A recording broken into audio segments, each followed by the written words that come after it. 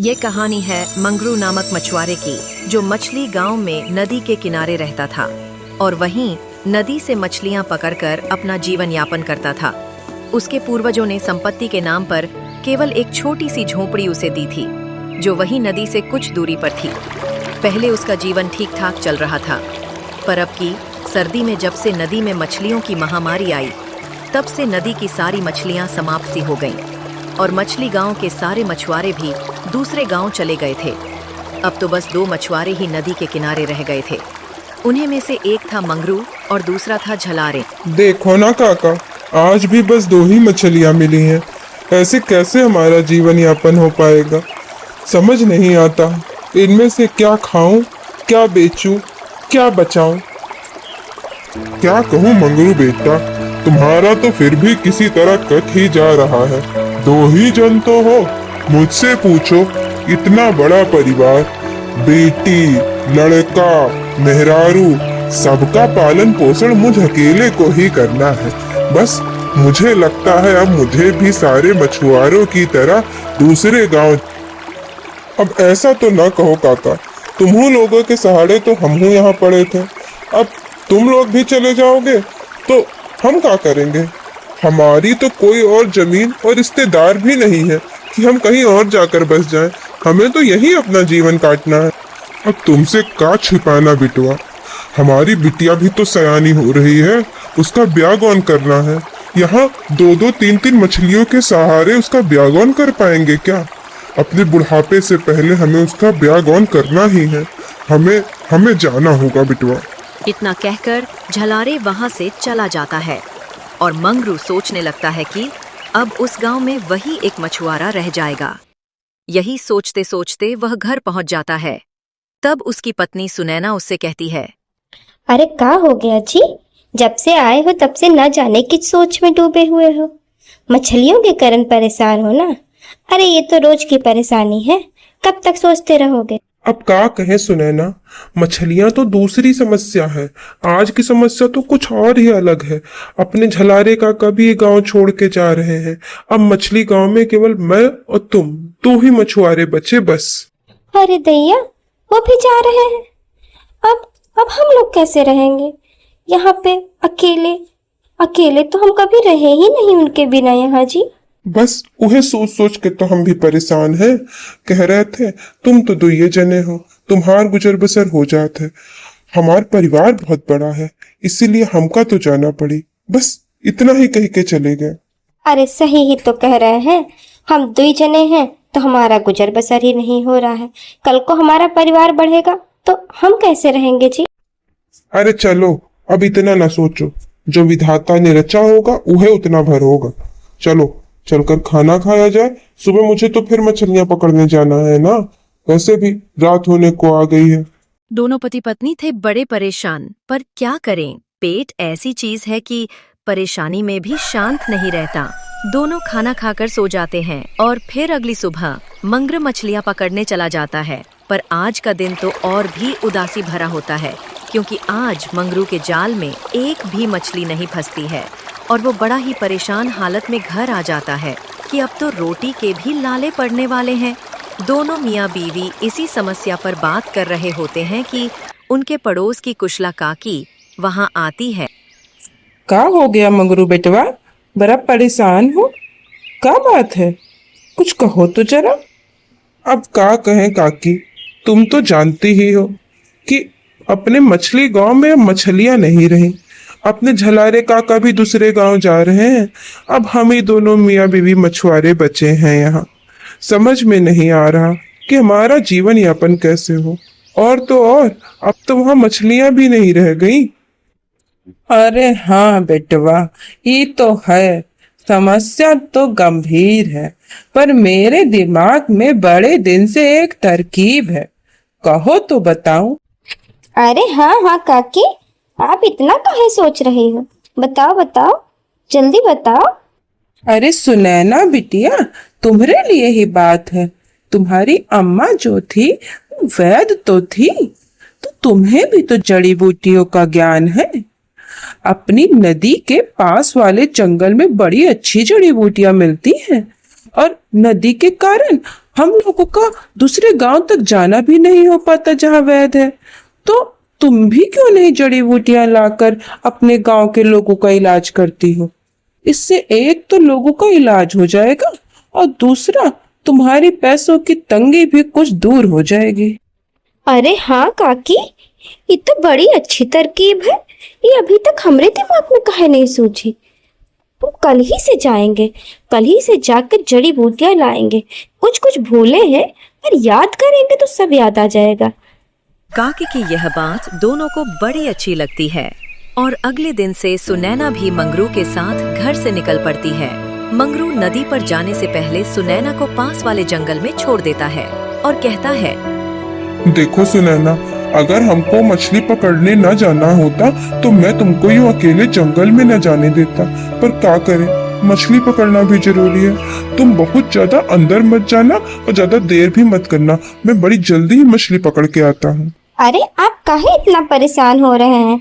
मैं माँ के साथ बहुत बार जंगल गई हूँ, मुझे जड़ी बूटियों की बड़ी समझ है। आप जाइए, मैं ज्यादा अंदर नहीं जाऊंगी।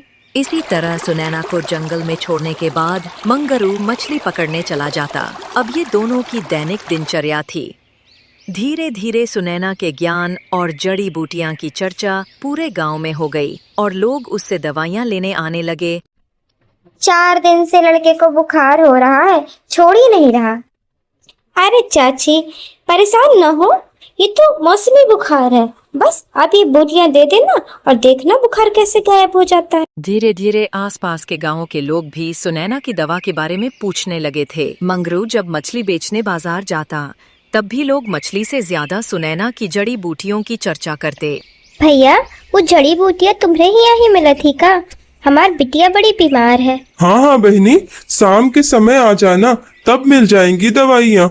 इस समय तो जड़ी बूटियां लाने के लिए जंगल गई होंगी, शाम में मिलेंगी। कुल मिलाकर धीरे धीरे अब दोनों की मेहनत रंग ला रही थी। अब कभी कभी वे कुछ अच्छा खाने के साथ अच्छे सपने भी देखने लगे थे। समय पंख लगाकर उड़ता जा रहा था कि तभी एक दिन एक लड़की अपने पिता के लिए सुनैना की दवा लेने आती है। दीदी, बड़ी दूर से और बड़ी उम्मीद के साथ यहाँ पे आई हूँ। ये पिताजी को रात भर खांसी होती है, बहुत जगह से दवाइयाँ ली पर कुछ आराम ही नहीं होता। जरा आप देख लेंगी तो सुकून हो जाए। परेशानी जैसी तो कोई बात नहीं लगती, मैं ये जड़ी बूटियाँ दिए देती हूँ, इससे जल्दी ही आराम हो जाएगा। हाँ दीदी, बड़ा नाम सुन के तुम्हारे पास आए हैं। हमें बड़ी चिंता रहती है पिताजी की, इनके अलावा हमारा कोई नहीं। चिंता ना करो, ये जड़ी बूटियां मैं परसों ही जंगल से लेके आई थी। जिसे जिसे दिया है उसे बड़ा आराम हुआ है। तुम शाम को दूध के साथ पिला देना, फिर देखना। सुनैना उसे अपनी समझ से बेहतरीन जड़ी बूटियां देती है और फिर दोनों बाप बेटी उसे धन्यवाद देते हुए अपने घर को चले जाते हैं। अगली सुबह जब दोनों अपने काम पर जाने के लिए घर से निकलते हैं तभी वही लड़की गांव के मुखिया के साथ आती है। काका, यही है वो लड़की जिसने मेरे पिताजी को दवा दी थी। इसी की दवा खा के पिताजी का हुआ तुम्हारे पिताजी को? अभी उनकी तबीयत ठीक तो नहीं हुई क्या? मैंने तो बड़ी अच्छी बूटियां दी थी। अरे सुनैना, ये लड़की क्या कह रही है? तुम्हारी दवा से इसके पिताजी नहीं रहे? तुम्हारी दवा तो बड़ी दूर दूर तक प्रसिद्ध थी।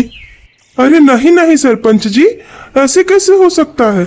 नहीं रहेगा का मतलब? तो क्या हम झूठ बोल रहे हैं? कितने भरोसे से यहाँ पे दवा लेने आए थे और पिताजी ऐसे ऐसे कैसे हो सकता है? मेरी दवाओं से तो आज तक किसी का इतना नुकसान नहीं हुआ और वो खत्म कैसे हो सकते हैं? उन्हें तो मामूली सर्दी जुकाम था। अब इन सफाइयों से काम नहीं चलेगा सुनैना।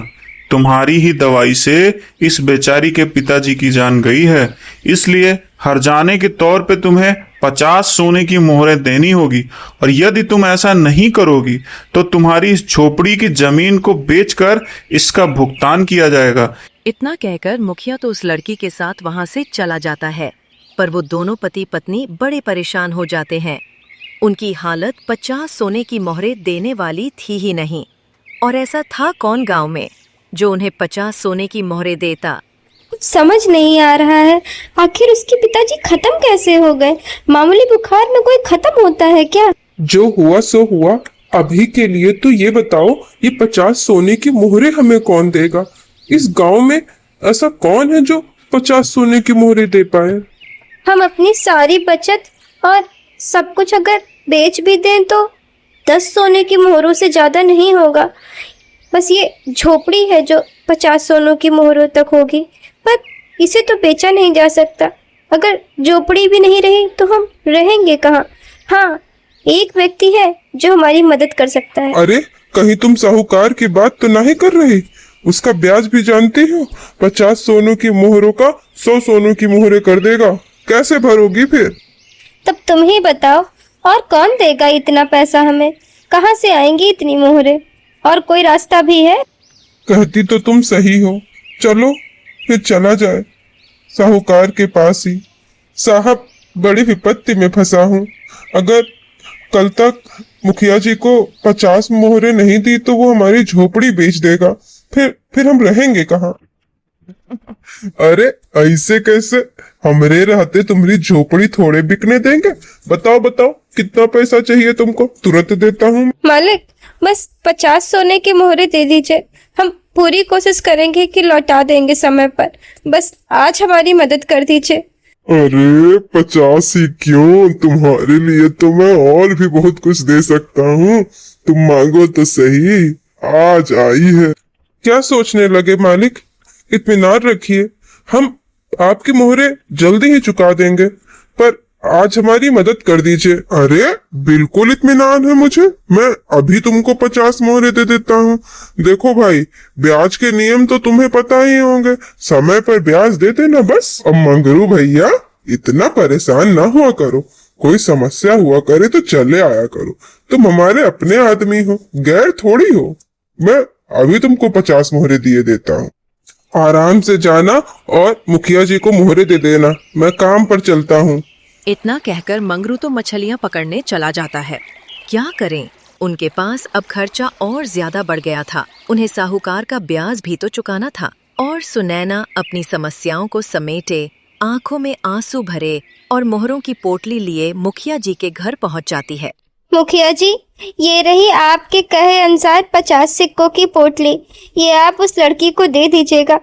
वैसे मेरी कोई गलती नहीं थी, मैंने बहुत सोच समझकर उसे दवा दी। हाँ बिटिया, हो सकता है तुम सही कह रही हो, पर मैं क्या कर सकता हूँ? मैं न्याय के हाथों मजबूर हूँ।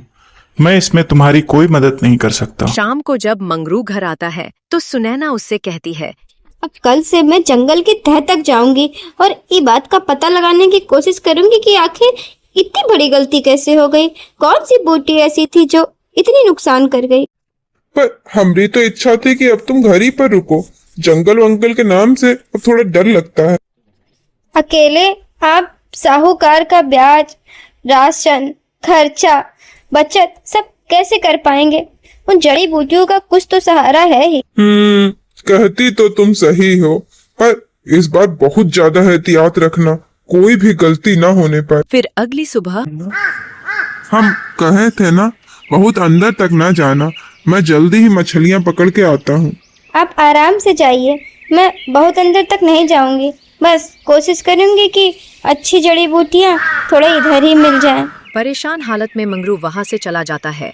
उसके जाते ही सुनैना को जंगल में कुछ हलचल सी महसूस होती है, पर उसे लगता है कि कोई जानवर होगा। वे जैसे ही आगे बढ़ती है, दुष्ट साहूकार जो इस जंगल में छुपा होता है आकर उसे पकड़ लेता है और घसीटते हुए उसे अपने रथ में बैठा ले जाता है। सुनैना बहुत चिल्लाती है और अपने को बचाने की बहुत कोशिश करती है, पर थोड़ी देर बाद वो बेहोश हो जाती है। अब शाम को मंगरू सुनैना को लेने आता है।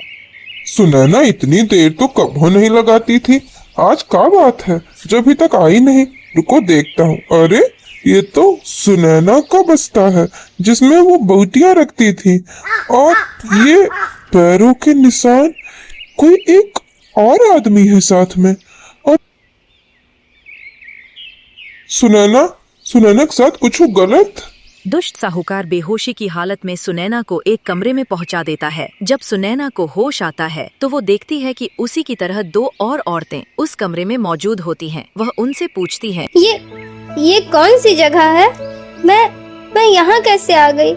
मुझे तो वो दुष्ट साहूकार पकड़कर ले जा रहा था। तुम बेहोश थी ना, इसलिए तुम्हें कुछ पता नहीं चला। ये उस दुष्ट साहूकार का कमरा है। वो हमारे जैसी लड़कियों को यहाँ कैद करता है।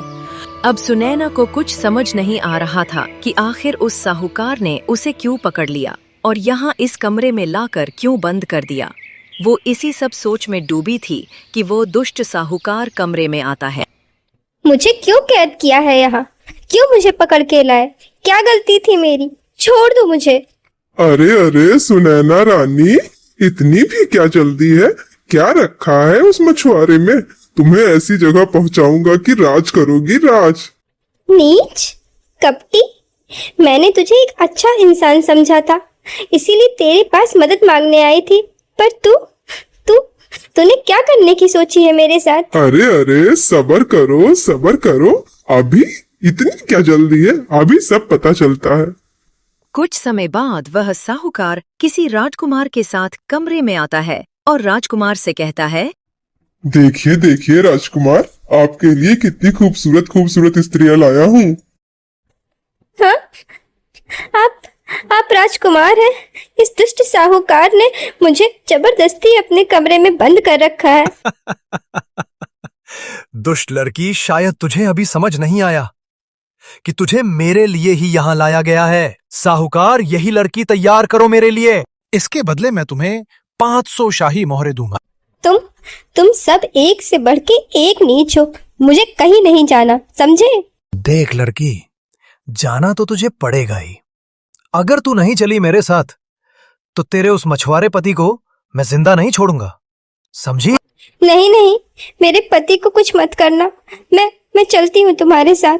तुम जैसे कहोगे मैं वैसे ही करूंगी। राजकुमार जब सुनैना को लेकर महल में पहुंचा तो राजा, जो कि बहुत ही ईमानदार और न्यायप्रिय था, अपने कक्ष के बाहर टहल रहा था। उसने राजकुमार के साथ सुनैना को देखते ही उससे पूछा, राजकुमार, ये लड़की कौन है और ये इस समय हमारे महल में क्या कर रही है? आप इसे यहाँ पर क्यों लेकर आए हैं? महाराज, ये सुनैना है। बेचारी गरीब थी, इसका पति भी मर गया था। इस कारण मैं इस महल में ले आया कि इसका कोई है नहीं, तो यहाँ इसको कुछ सहारा हो जाएगा। ये तो आपने बहुत अच्छा काम किया राजकुमार। हमारा काम ही है हमारी प्रजा की रक्षा करना। इधर मंगू सुनैना को ढूंढते ढूंढते जंगल के अंदर पहुंच गया। वहां वह सुनैना के लिए परेशान खड़ा था कि तभी एक साधु वहां पर आए। उन्होंने मगरू को परेशान देख उससे पूछा, क्या बात है बेटा, बड़ा परेशान लग रहे हो? अब क्या कहे बाबा, हमारी पत्नी सुनैना इसी जंगल में जड़ी बूटियां लेने आती थी, पता नहीं कहाँ हो गई, मिल ही नहीं रही। और तो और उसके जंगल के रास्ते पर जहाँ वह आती थी, मैंने कुछ लोगों के निशान और रथ के निशान देखे हैं। तभी से मेरा मन घबरा रहा है। बेटा, जिसने तुम्हारी ज्यादा मदद की है उसी के पास जाओ और वहां से महल में चले जाना। हाँ?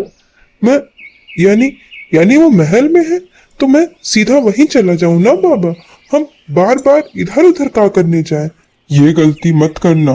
पहले मददगार फिर महल, जैसा कहा है बस वैसा ही कर। इस समय का सबसे बड़ा मददगार तो वहाँ साहूकार ही है, उसी के पास जाता हूँ। जब मंगरू साहूकार के यहाँ पहुँचता है तो वहाँ का दृश्य देखकर वह चौंक जाता है। मैं अपने हिस्से की मोहरे लिए बिना बिल्कुल नहीं जाऊंगा। ये ले बुढ़िया अपने हिस्से की मोहरे और चुपचाप। हाँ, जाती हूँ। तुझे क्या लगता है कि तूने मुझे मुफ्त में दे रखा है? अरे सब किया धरा मेरा ही है। मैंने ही सुनैना को वहां भेजा था। मुझे और मोहरे चाहिए, 50 में काम नहीं चलेगा। कबर में पैर लटकाए हैं और धन से पेट ही नहीं भरता। ले 10 मोहरे और रख ले, और ध्यान रखना कि ये शाही मोहरे हैं, किसी ऐसे वैसे इंसान के हाथ ना लगे, ये तो शाही खजाने की चोरी का दाम लगेगा। ये सारी सच्चाई जानने के बाद मंगरू वहां से सीधा राजमहल जाता है।